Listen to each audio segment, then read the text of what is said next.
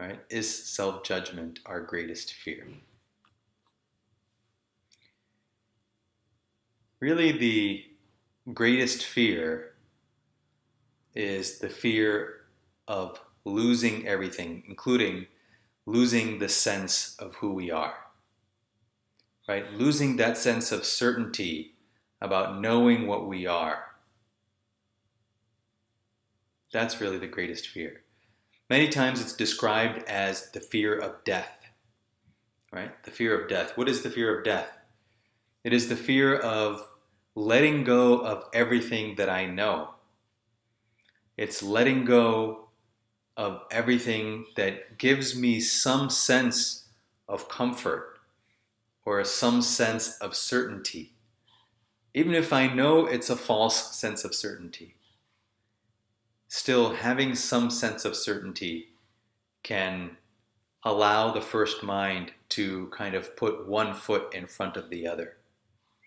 Right? So the loss of this certainty, the loss of this identity, having to leave behind the things we know, all of these are tied in together and constitute the greatest fear.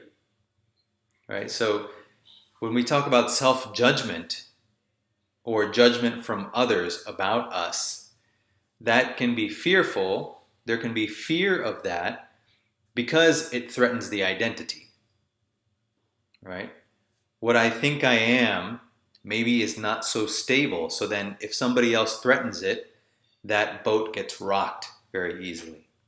So that's why self-judgment or judgment from any corner can cause the feeling of fear.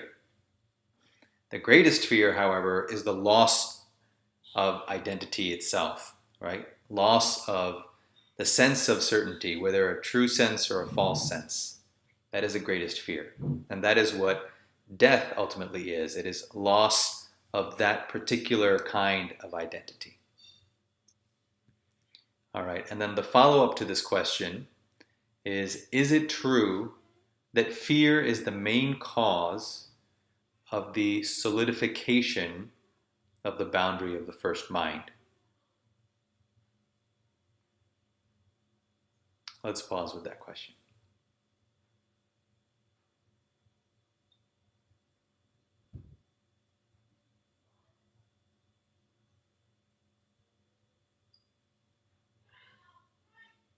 Is it true that fear is the main cause of the solidification of the boundary of the first mind? So, first of all, the reason that there is a boundary, right? Why is there any kind of boundary? Why is there any kind of experience of that at all? And that is because to act in a particular way, to express some kind of boundary is required, right? This goes back to, we talked about perfection, or the idea of perfection last time, right? The idea is not to blast the first mind to smithereens, right? Or to destroy it, or to erase it, all these kinds of ideas. Because some boundary is necessary to function in this world. The world itself is a series of boundaries, right? What we think of as time or as space are series of boundaries, objects, and of course identity. All of these boundaries are related through the metaphysics of the three minds, as we discussed earlier. So the idea is not to get rid of that first mind, right? That boundary, some sense of boundary is needed to be able to function. So in this question, when we're asking, is fear the main cause of the solidification? The existence or experience of some kind of boundary is needed.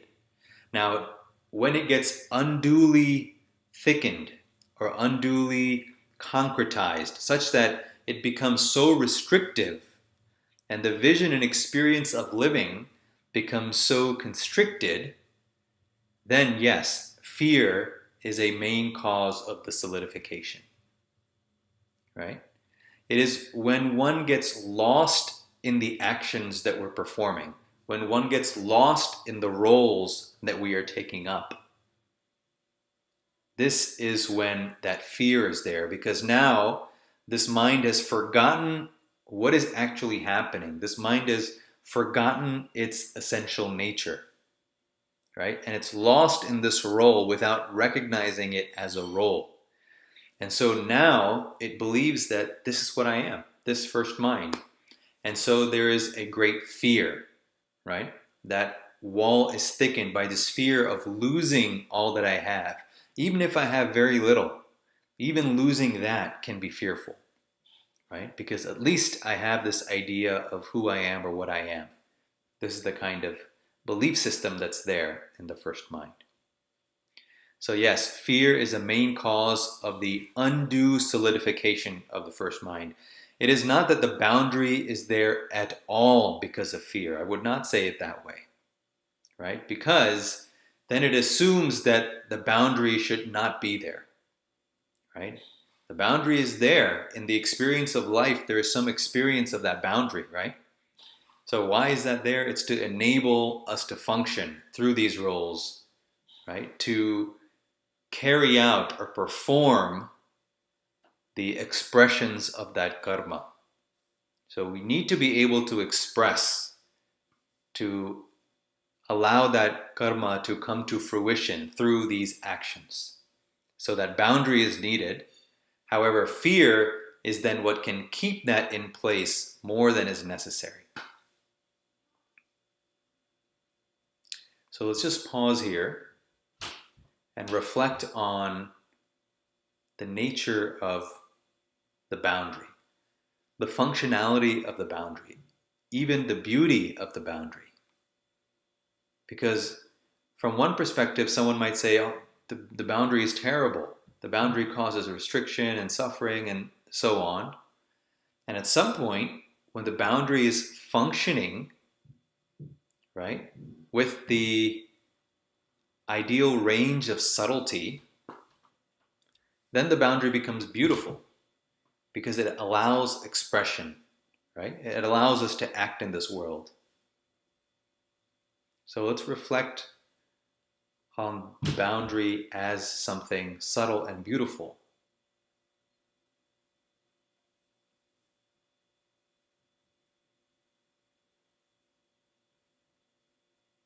And bring the awareness to the foreground.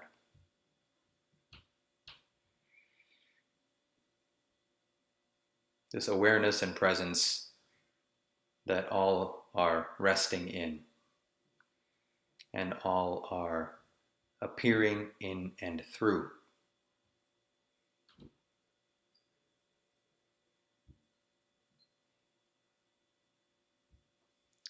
All right. So the next question here,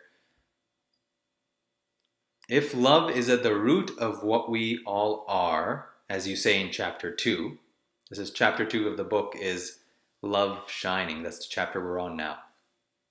So if love is at the root of what we all are, can we use the realization of this love as the glue that connects us all, as a transformer to weaken, thin, and help us pass through the boundary between the first and second mind? Okay, so I'll try to shorten the question. If love is the root of what we are, can we use this realization of love to pass through the boundary of the first and the second mind?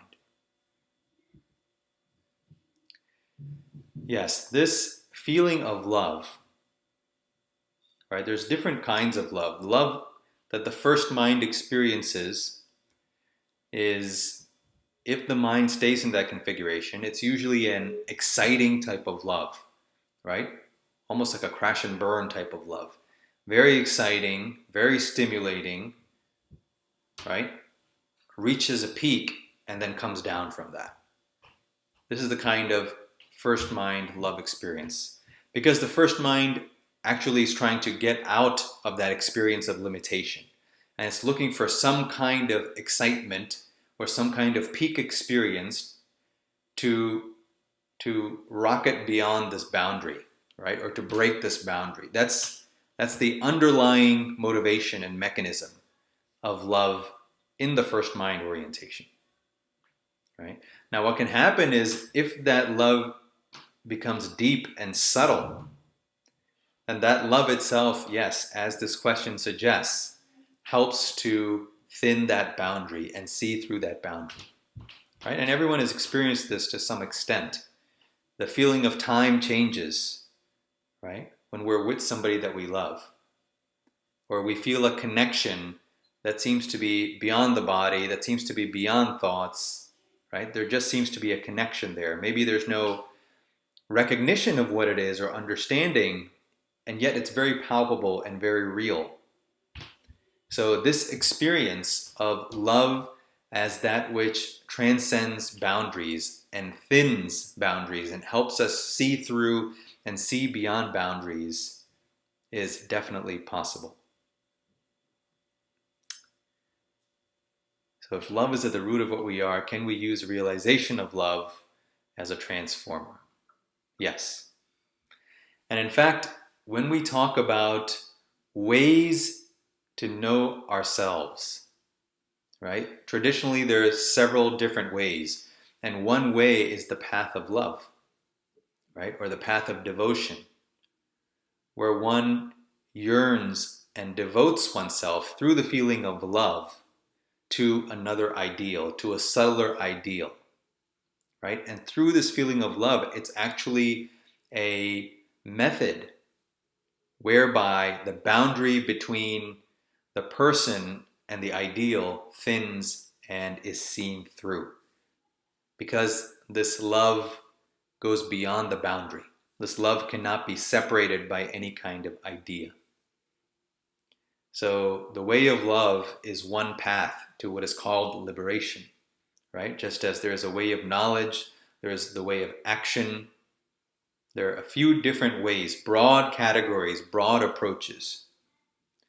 And of course, for all these, as one travels the path and as this mind becomes subtler and subtler, the differences between these in the end go away. Meaning that there's a common gateway. Though initially the paths seem different, the way of love, the way of knowledge, the way of action, right? Whatever the ways are, though they seem different in the beginning, over time, as the mind becomes subtler, they converge through a common gateway.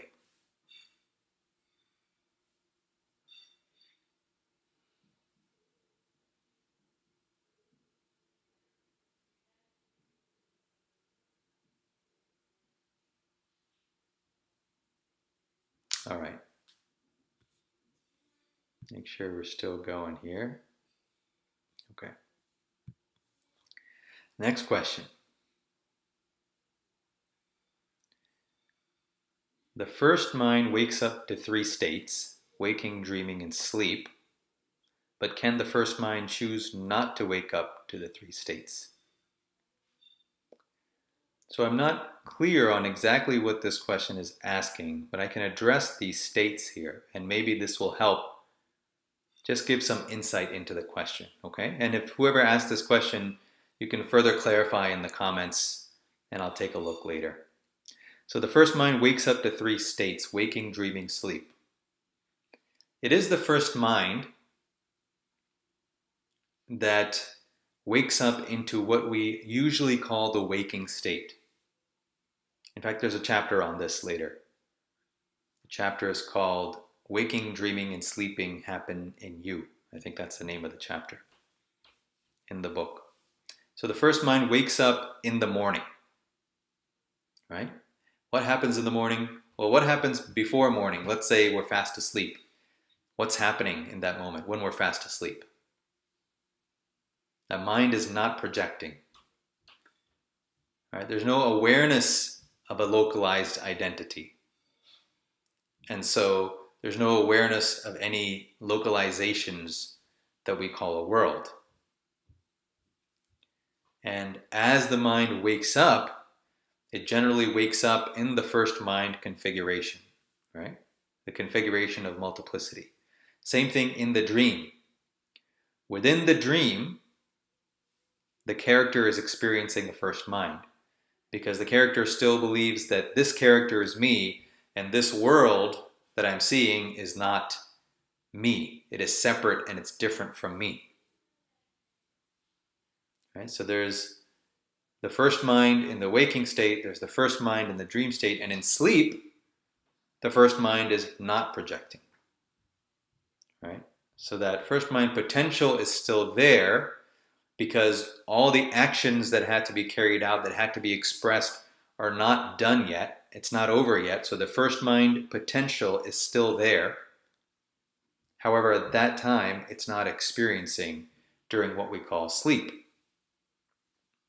So the first mind wakes up in the waking state. It wakes up in the dream state, meaning for the first mind, even though we're calling it a dream, it's only a dream from the waking state. From the dream state, it is not a dream. It is real, right? From the perspective of the dream state is the waking state. The dream state is only the dream state from the waking state, when we're awake, right? So we judge a dream based on a waking understanding. So there's some confusion in the understanding of dreams, because then if that's the case, then we should judge dreams from the dream understanding, right? But we don't do that. So the first mind wakes up into this waking state, and it also wakes up into what we call a dream state, right? It does not wake up in sleep, because sleep, as we define it generally, is the absence of waking up. It is the absence of projection. So can the first mind choose not to wake up to the three states? No. It cannot choose not to wake up to the waking state or the dream state, right? Because it is being pushed, as it were. It is being projected, as it were.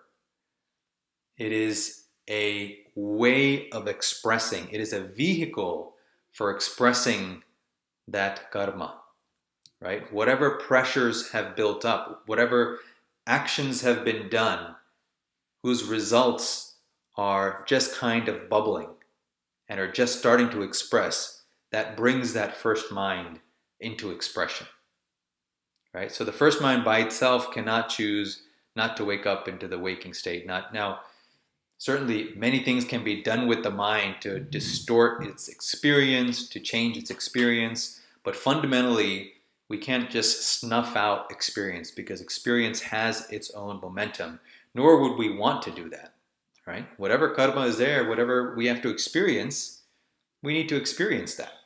And it's by going through that and recognizing a deeper perspective that freedom is discovered. It's not in suppressing an experience, right? The second mind is not about suppressing the first mind.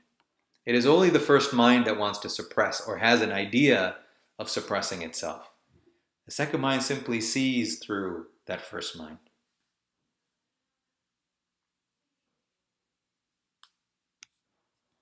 All right, let's pause here.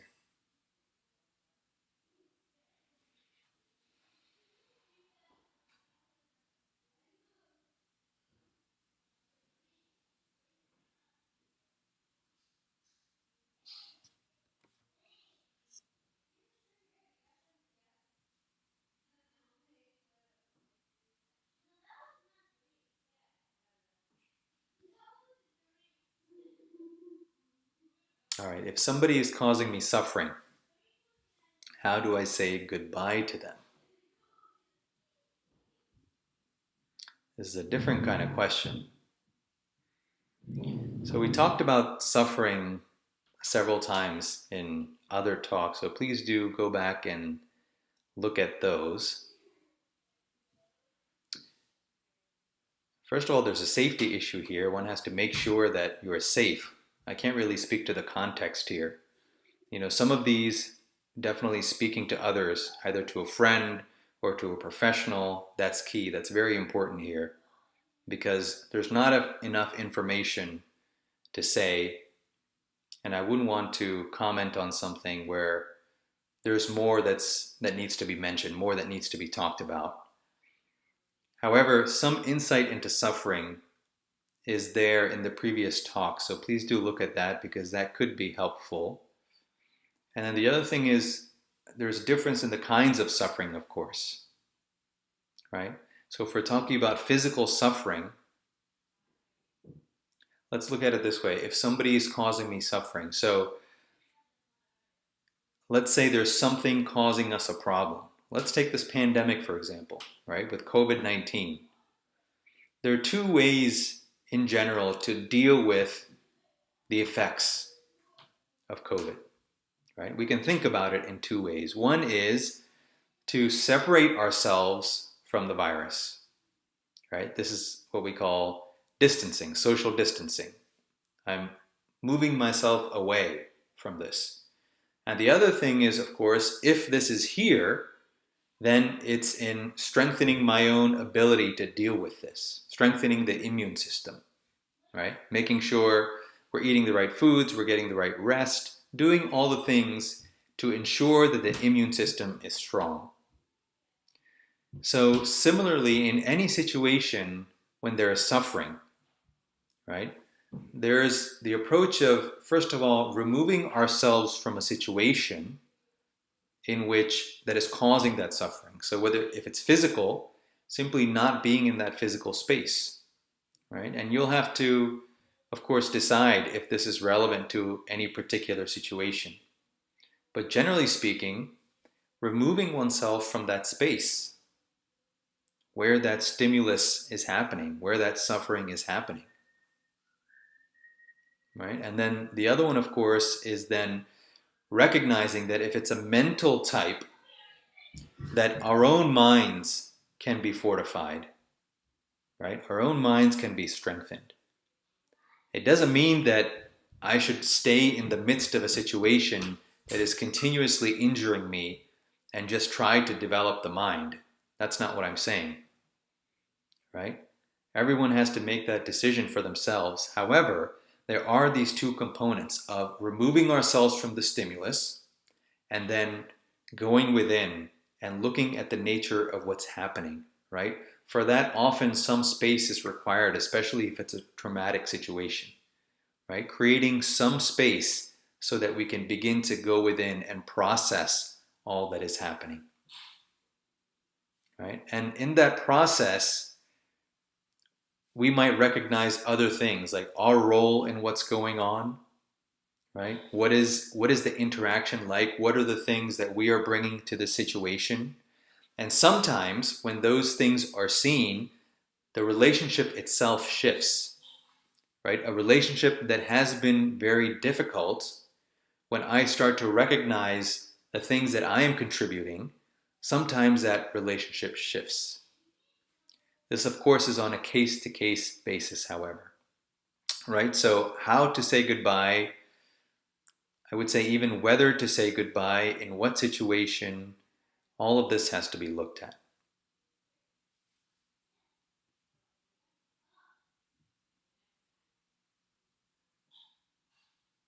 Family relationships seem to cause the most joy and also the most distress.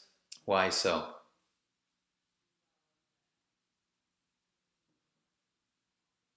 So why do family relationships cause the most joy? Well, they're the relationships that have been there the longest, right? Family relationships have been there oftentimes since our birth, especially if it's with siblings and parents.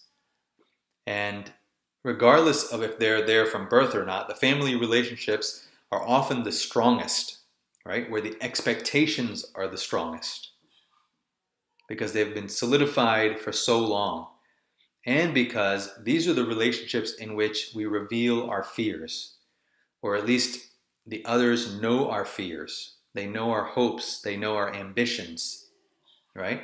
So when most of us is out on display, when most of what we are, right, the ambitions and fears of the first mind, when all of these are on display, and when everyone is reinforcing each other, right, or at least agreeing and understanding each other at this level, then at some point, when one person's mind starts to change, right, when that sense of identity starts to shift, then the family relationships will often try to hold it where it is.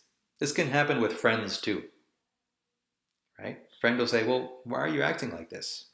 Why aren't we hanging out anymore? Right?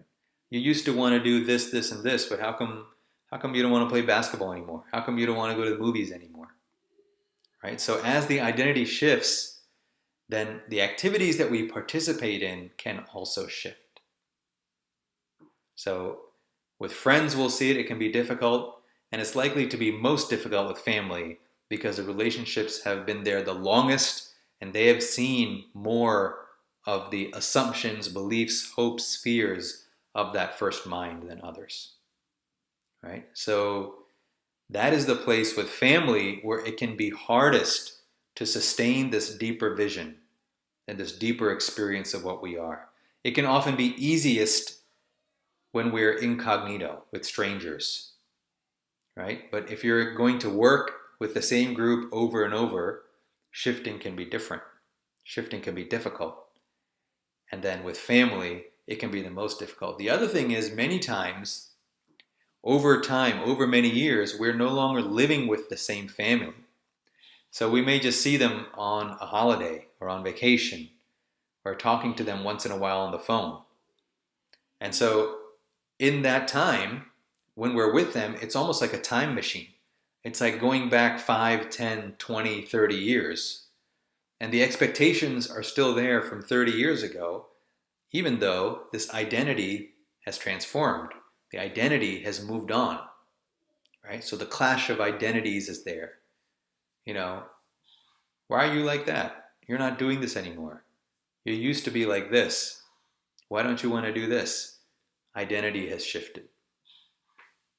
So that's often a place to maintain that vision, right?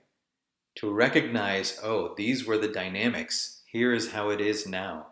To maintain that deeper vision, even with family. Let's pause here.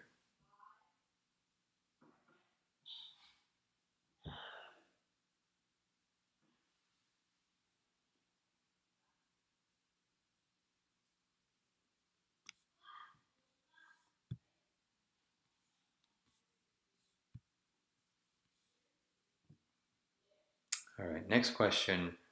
How do we escape karma? How do we escape karma? We talked about karma quite a bit in the last talk.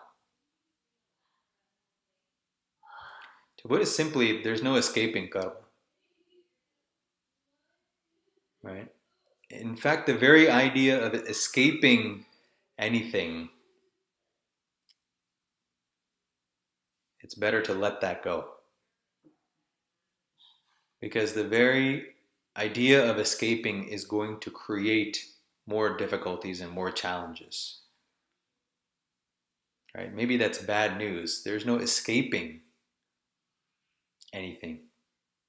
However, there are ways to deal with what's happening, to see what's happening more completely, to recognize it more deeply, and in doing so, the experience of that changes.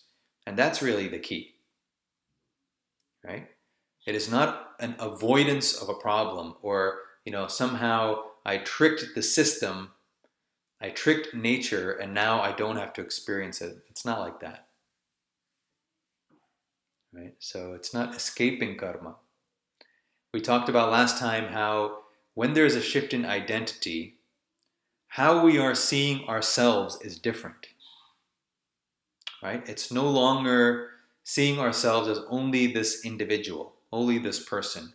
And therefore, anything that might be experienced, we can say, in a sense, is spread out over a much larger frame. Right? So it's like if you were going to feel pressure in one point, right, a certain amount of pressure, let's say 10 units of pressure, arbitrarily. If you're going to feel 10 units of pressure over 1 square inch versus 10 units of pressure over, let's say, 100 square inches, right? Which is going to feel more painful? Which is going to feel more acute? Of course, 10 units of pressure over 1 square inch, right? Because what is being felt, the area of feeling is much smaller. So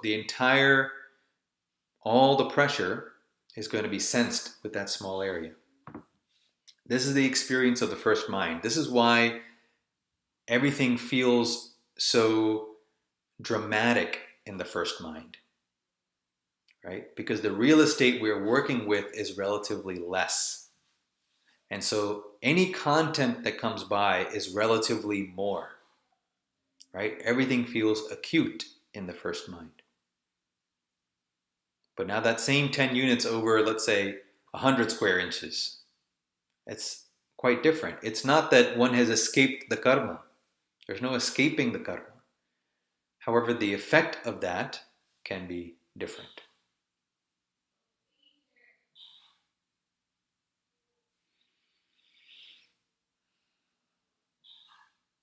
Is it possible to delete unwanted negative memories from the first mind?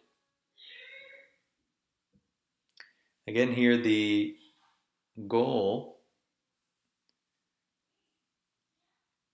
isn't that I want to erase these or delete these or avoid these. I understand where the question is coming from. I understand what we're asking. Are there ways to not have that memory come up over and over again, right? And ultimately, not suffer is really the question. How to not suffer from this memory that keeps coming up over and over again. And the key here is shifting the attention, right? The essential key is always the same. It is this shift from the first mind to the second mind, right? Because it is the attention on these memories, on these experiences that are coming up over and over, creating some kind of trauma for that first mind, right? Now, when the attention or that identity is not localized within that first mind, then that loses its momentum. Those kinds of memories, all kinds of memories, that loses that recurrent momentum because the story of what I am changes, right? I am no longer only a body or only this personal mind. And therefore, these memories that are kind of the building blocks, in a way, of this personality, these memories themselves no longer fit into the story of the second mind, right? So they lose their momentum, right? Just as a snowball, a snowball that is rolling downhill, as it gets to the bottom of the hill and flattens out, it just loses its momentum, right? It's not going to keep running. It's not going to keep rolling. Why? Because that slope, that momentum is gone, right? And the momentum that keeps those memories whirling of the first mind is that sense of boundary, is the sense of what I am, right? It's almost like in a centrifuge. In a centrifuge, it keeps spinning, and there's an outer boundary, and everything goes out to that boundary and pushes against it, right? Because of the force created by the centrifuge. So it is just like that. When the first mind, the memories that keep on revolving, that keep coming around, are held in place by this boundary of the first mind. Right? So in seeing through that, as the identity shifts, then that boundary is no longer holding that memory in place. And it doesn't carry the same relevance that it once did. All right? So there may be techniques of trying to delete particular memories or bringing them up and reprogramming the mind, and I'm sure there are some techniques like that. However, one should be aware that there's no such thing as really deleting something from the mind, right? There is an infinite intelligence in which we are not deleting one thing or the other. However, as something loses relevance to our lives, as something loses relevance to what we are, it dissipates of its own accord. right? It's almost like if you leave food out, ants are going to come, right? And I can do all kinds of things like block the ants or call the exterminator and do all kinds of things, but as long as there's food there, the ants are going to keep coming back, right? However, once the food is gone, there's no longer any relevance for these ants, right? You don't have to tell the ants stop coming. You don't have to exterminate them. If there's no food there, they're not going to come, right? So similar to that, rather than deleting, recognize the mind for what it is. And in so doing, whatever is no longer relevant, whatever is no longer nourishing that perspective, simply starts to fade.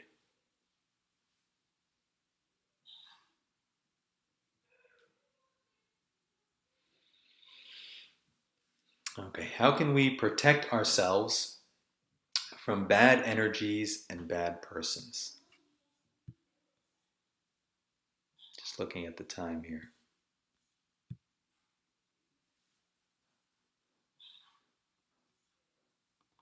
This is similar. You might see some similarities now among these questions, right? So if somebody's causing me suffering, how to say goodbye? How do we escape certain things? How do we protect ourselves from bad energies and bad persons? Similar to how I mentioned COVID-19 earlier. What can we do with COVID-19? Socially distance and also strengthen the immune system, right? And of course, also work on the societal systems at large. That's a key component of it as well. So how do we protect ourselves from bad energies and bad persons? Of course, let's just clarify, when we're saying bad energies or bad persons, we're talking about influences that are affecting our experiences in unwanted ways, right? Because I'm not sure, one person's bad energy might be another person's good.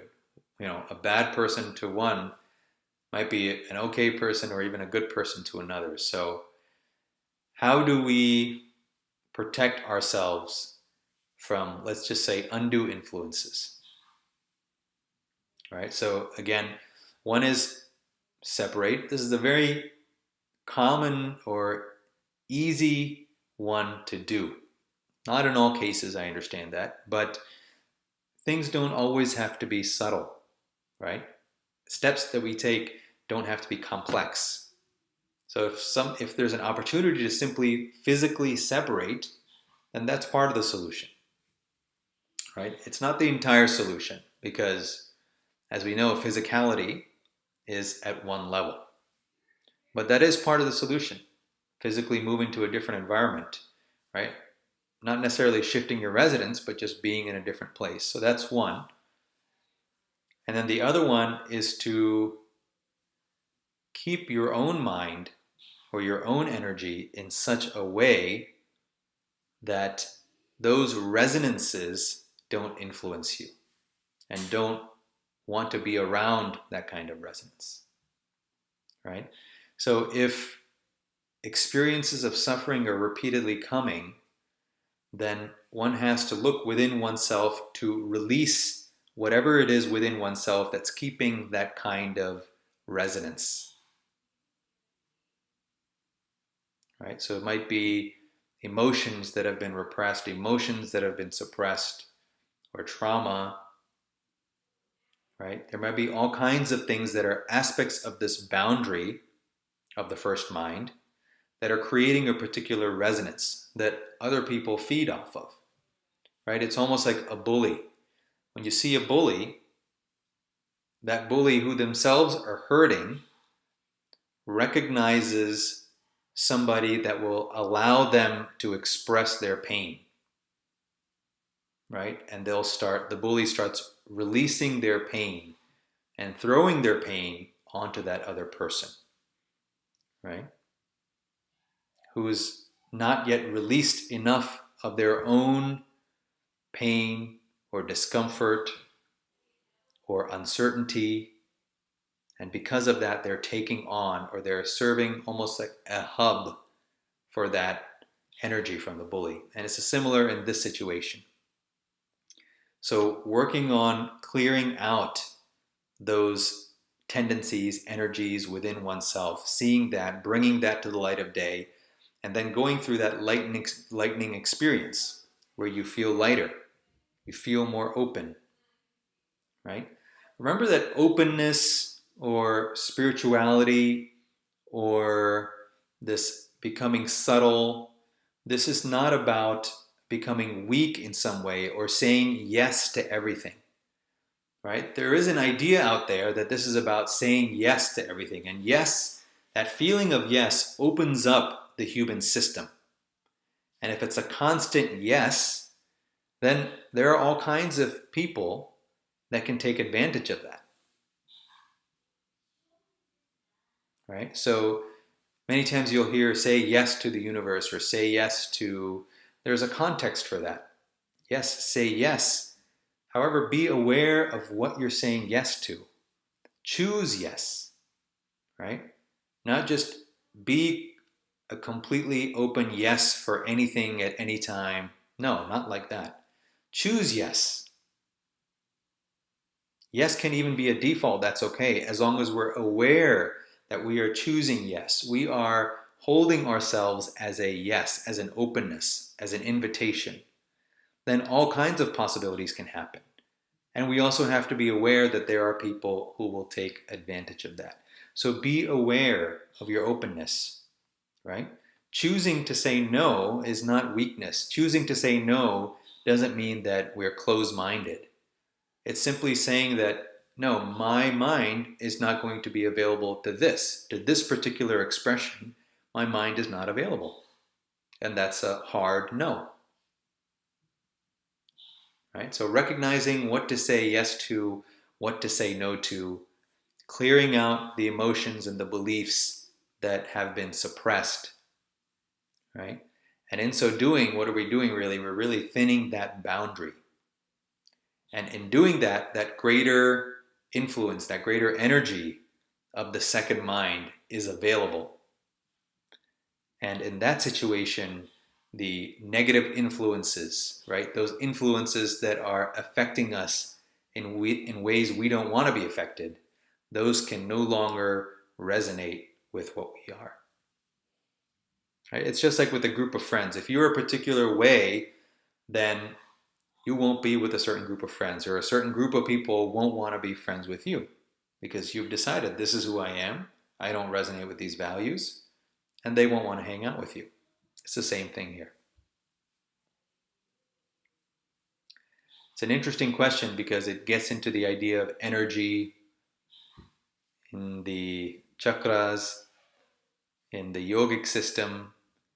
And it's important to see here that all of these are related, right? The second mind is, we could say, like a field of energy. The first mind also is a field of energy. It's a localized and much smaller field of energy. So all of these ideas, experiences, states, they all overlap, right? We're all talking about the same thing.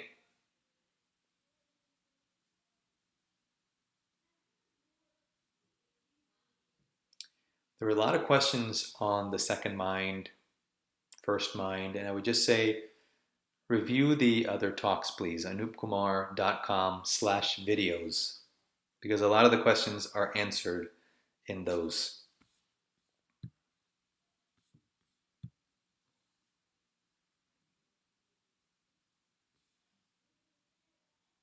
All right, we'll do 2 more questions.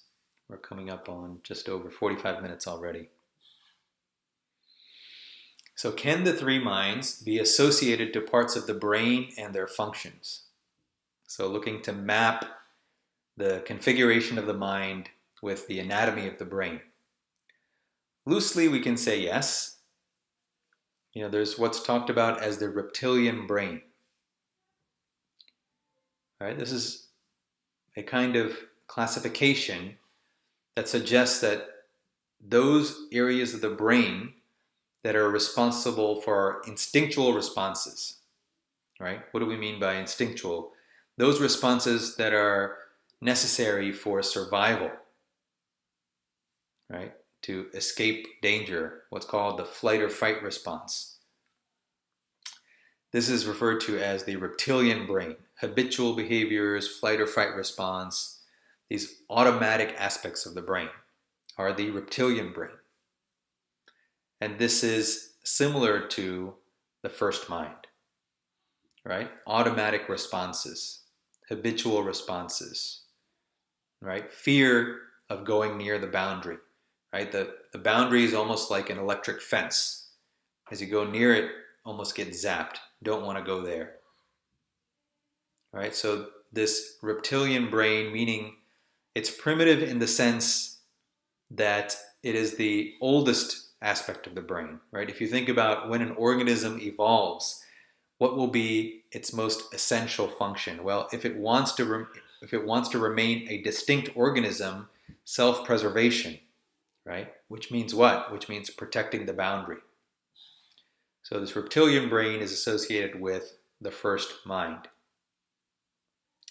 And then the second mind would be associated with communication and functioning of both hemispheres of the brain. Generally, we say the left brain is analytical, verbal, logical, and we say the right brain is artistic, spatial, musical.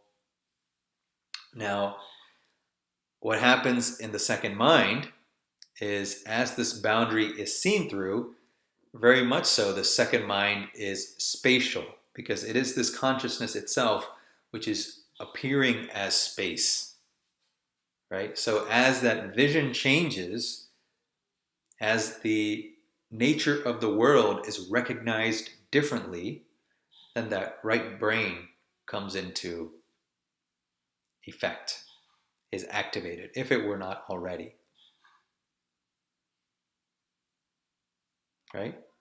And vice versa, if the right brain were already in effect, then that left brain can also become active. Because really what we're talking about, there's a post on the website on anoopkumar.com called The Mathematics of Tattvamasi, right? Where the spatial recognition, the spatial orientation, and the analytics of mathematics are brought together, right? I don't know the exact website, but if you go to anoopkumar.com, go to the blog, then one of these articles is The Mathematics of Tattvamasi. Tattvamasi means that thou art.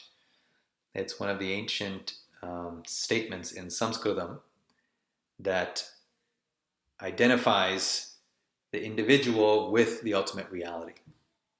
So looking at this mathematically is basically reconciling space, which is, space is really, it's an experience, it's a way of orientation, right? It's a way of movement. Reconciling this with the logic of mathematics. So bringing together the artistic and the logical is the second mind. Bringing together the right brain and the left brain is the second mind. Now, it's also true that the second mind transcends the brain. It is not that all of what we are is represented by the brain, no. Right?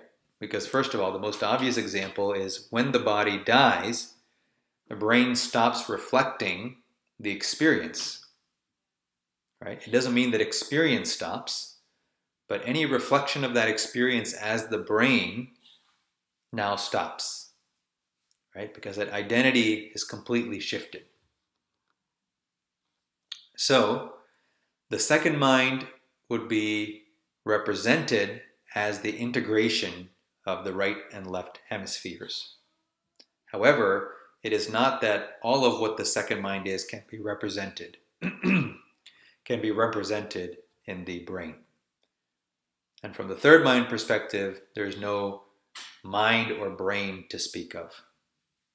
So first mind can be represented by the reptilian brain, second mind by the integration of the hemispheres.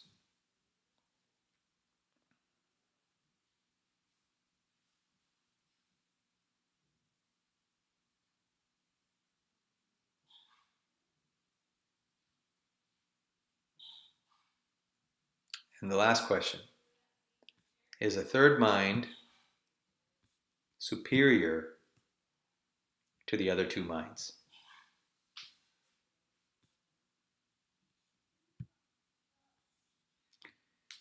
No, it's not superior to the other two minds.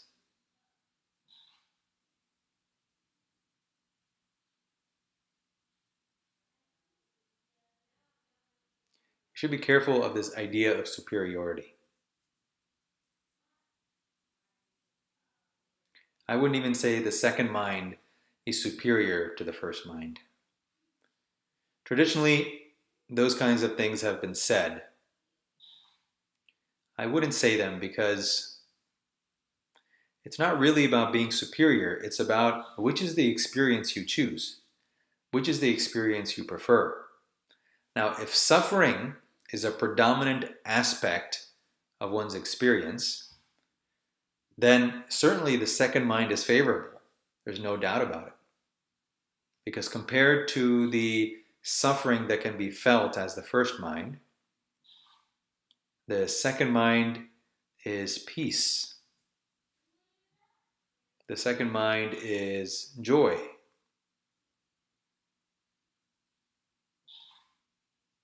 The second mind is stability, right? Not a boring stability, but a vital stability. And invigorated stability. However, that doesn't mean the second mind is superior. Like I said, from a suffering perspective, yes. But in and of itself, it is an expression of consciousness, right? In and of itself, everything is an expression. We, through our values, our societal values and personal values, make something superior or inferior. The ideal society that we talk about, society in which we value each other, in which the abundance that is already here is made available for all, right? Society in which we are transforming the sectors, whether it's healthcare, business, or finance, politics, right? This kind of second mind society, it is functioning at this level of the second mind. It is not at the third mind, right? It's not that the third mind is even more superior. Let's go to the third mind. No, the third mind is that undifferentiated consciousness itself. There's no society to speak of. Right? That play of one and the many, its very potential is what we're talking about as the third mind. So that ideal society, the beautiful society, the society that we're moving towards, all of this is at the level of the second mind. Right? Is that superior? That's for each person to decide. It's certainly favorable when we look at the human condition. All right, so let's be careful about ideas of superiority, of perfection, of escape, right? Of a quick solution. Let's be careful about these because none of these can stand for long. All of these will break. All of these ideas, and if they feel like experiences, as experiences too, they will break. Right? This is more about meeting life, choosing our own nature, right? What do I know about myself? What do I know about this world? What do I choose for me, right? What is my vision? What is possible?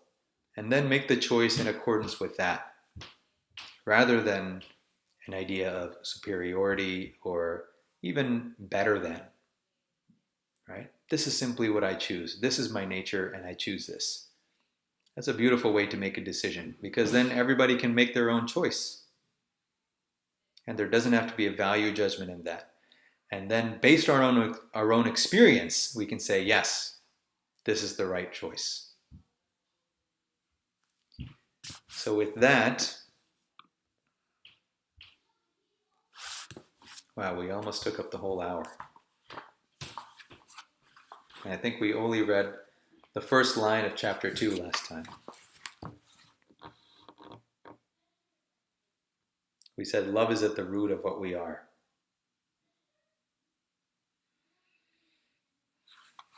As children grow up, they begin to accumulate beliefs from others, often from those who no longer feel the love radiating within. Last time we said love is always here, right? That fountainhead is always here, radiating within. However, as beliefs are accumulated, it's almost like putting blankets over a bulb. And now that bright bulb cannot be seen as easily because of the blankets of belief that start to cover that bulb. The children begin to feel disconnected and separate, right? And they wonder, where is the love? They still feel love intermittently. Maybe it's coming from someone, from a parent or a friend, or even an object, from a toy. They can feel love, they can feel connection intermittently, but that steady stream of love now has been blanketed by beliefs. And so they search. They search in friends and family. So this is as they grow up, right? These children are now growing up, and they're like you and me now, and they're looking for this love. They may not say it. Very few people say, I'm looking for love. They search in friends and family. They search in spirituality and science. They search in books and poems. They search in drugs and alcohol. They search in food and sex.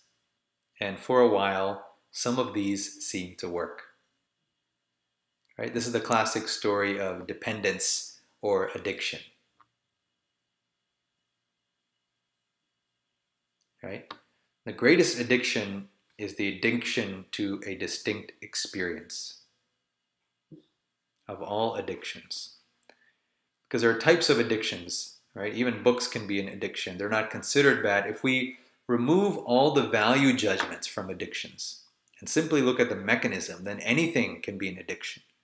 Right? We could say eating is an addiction. Right? We wouldn't say that because we need to eat, of course. But what we're saying is we need that, and if we don't get that, there'll be a certain behavior that ensues, and so it could be classified as such, although we wouldn't do that. So books, poems, drugs, alcohol, food, sex, and for a while these seem to work. But the greatest addiction is this need for something else and another experience, right? Just like it's like getting a hit of experience. I need another experience. It doesn't matter what it is. I need another experience. I need another experience. This is that first mind.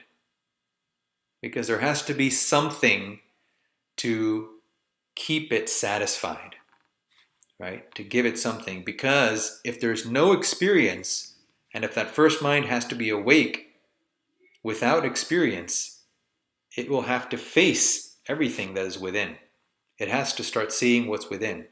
That's why it always craves a new experience, because then it can keep its direction externally directed.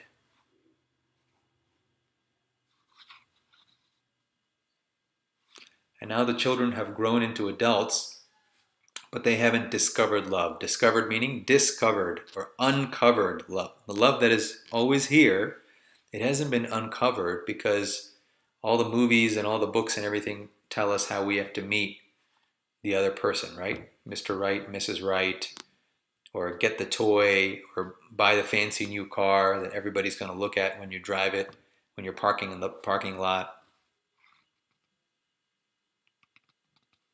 One day the beliefs become too much to bear. It becomes obvious the lessons aren't working. Through frustration, insight, and perhaps a sprinkle of good fortune, the weary adults begin to shed their beliefs one by one. They dare to stand naked again. And the love that was always there floods them once more.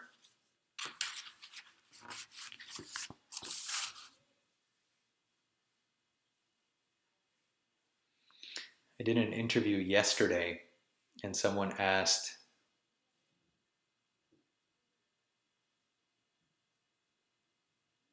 how do you recognize this? This love. What do you have to do? And this mind that wants to experience more and more things, newer things, always wants a new action, always wants a new experience, right? Another hit of something. Even to get love, what do I have to do? Right? How do I earn that love? But by virtue of being alive, every human being is imbued with love. There's nothing a person has to do to earn it, to get it.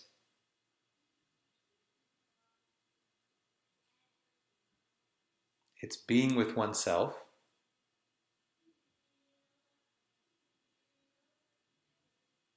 and allowing whatever has built up to start coming up. Having the courage to be with oneself. And when that courage is there, then the mind says, oh, they really want to see this. They want to be with this. And so those stories will start coming up. Those feelings will start coming up. And as they do, that bulb that's always been there, that was always shining, but now it's recognized, right? That love radiation is now felt.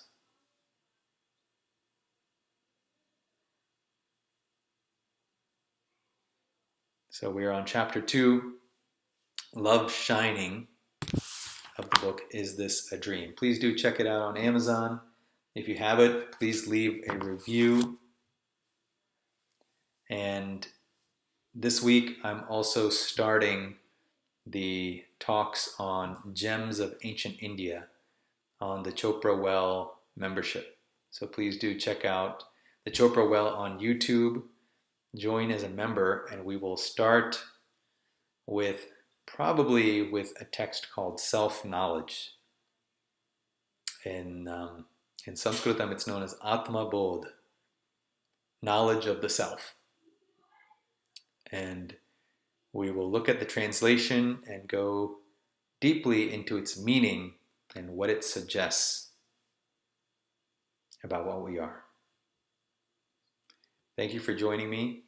Leave your comments, please, your questions especially, and as always, we will address them next week. I'll see you then. This week, I'm also starting the talks on gems of ancient India on the Chopra Well membership. So please do check out the Chopra Well on YouTube. Join as a member, and we will start with probably with a text called Self-Knowledge. In Sanskritam, it's known as Atma Bodh, knowledge of the self. And we will look at the translation and go deeply into its meaning and what it suggests about what we are. Thank you for joining me. Leave your comments, please, your questions especially, and as always, we will address them next week. I'll see you then.